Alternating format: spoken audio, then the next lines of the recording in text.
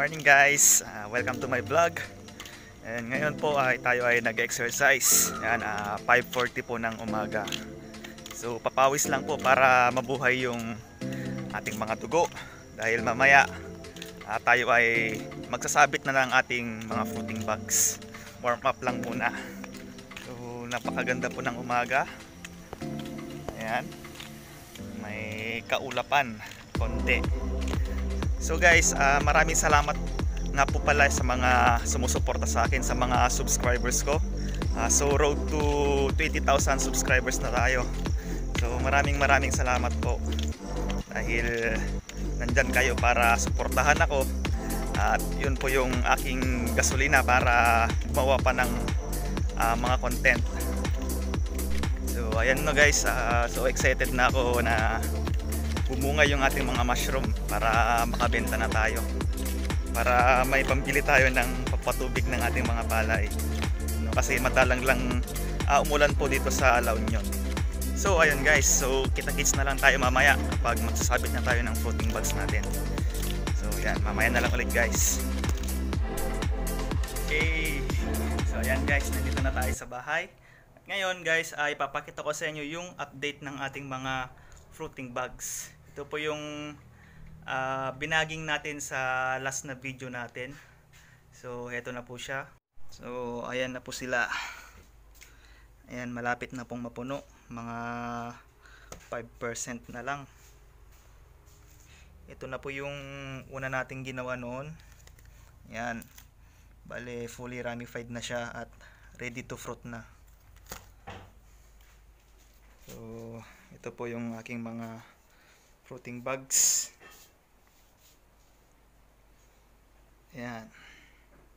So ayan guys no, meron akong 750 na fruiting bags. So alalay lang yung ginawa ko. So pang barangay lang namin at tsaka yung tapat na palengke. Dati tatlo yung palengke na bagsakan ko. So ngayong pandemic medyo stricto yung ibang palengke. Bawal yung taga ibang nayon, so dito lang ako sa tapat na palengke namin. So ayan, bawi na lang tayo sa next na production sakaling matapos na itong pandemic na virus.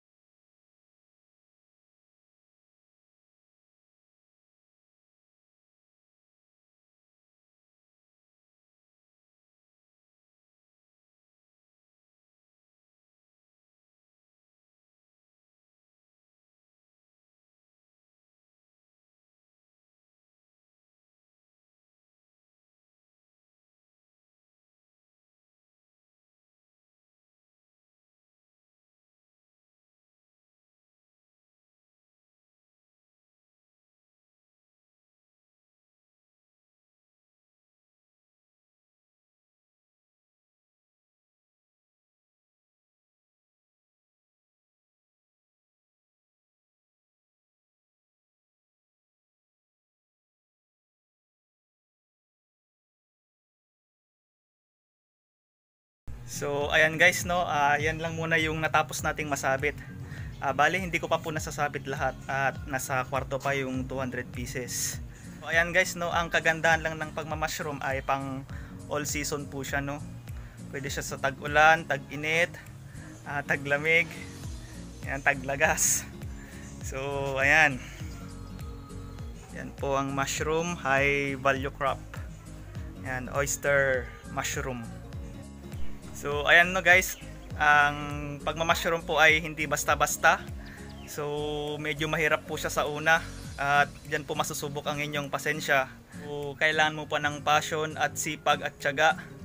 At saka yan, kapag na-master mo na po siya, bibigyan ka po ng magandang ani at magandang kita.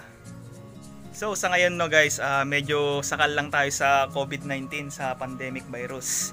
Kaya ayan, konti lang muna yung ginawa ko at saka medyo gahol lang tayo noon ng oras kasi nga guys no, nagtanim tayo ng palay, tsaka yun, medyo naging stress na rin sa trabaho, kaya ito lang yung nakayanan ko.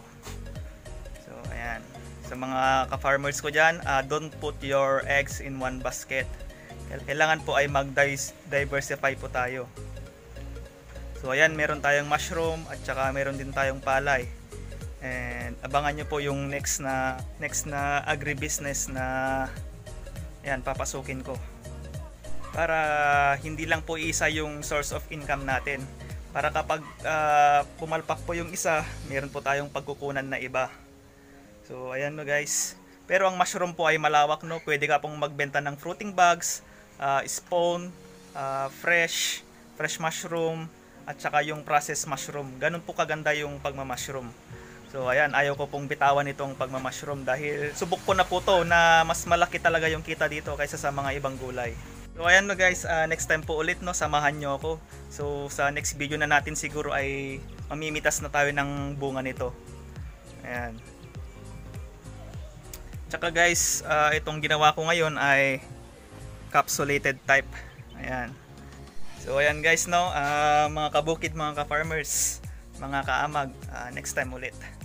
See you on next video.